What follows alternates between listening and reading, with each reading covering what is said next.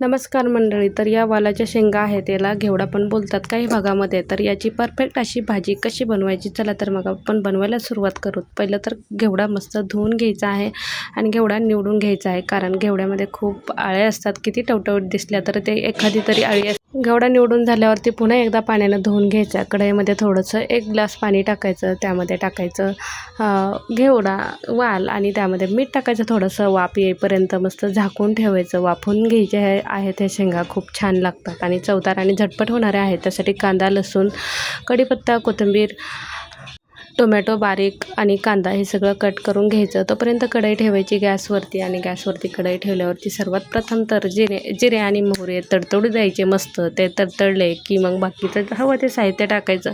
सुरुवातीला तर कांदाच टाकायचा, तो लालसर असा भाजून घ्यायचा. माझ्याकडून काय झालं, स्लो फ्लेमवरती ठेवायची गॅस. तर फुल झाला होता, हाय झाला होता. तर कढई स्टीलची असल्यामुळे पूर्णपणे अशी कलर आला होता त्याला.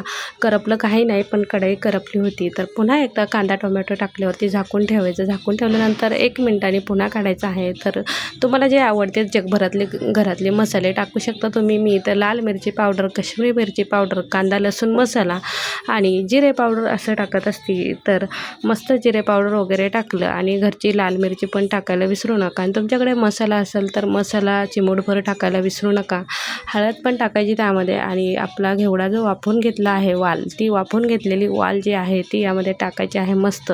आणि अजून आलटून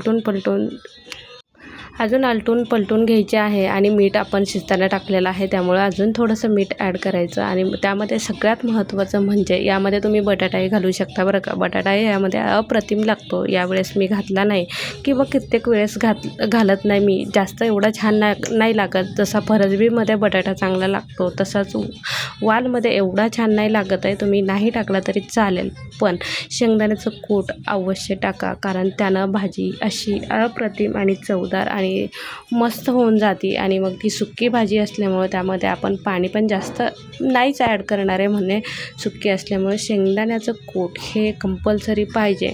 आणि बघा खूप मस्त अप्रतिम भाजी झालेली आहे. चपात्या झाल्यात, काकडी भाजी आणि चपाती आणि सोबतच लोणचं, असं मस्त डिश भन्नाट तयार झालेला आहे अगदी 10 मिनटामध्ये.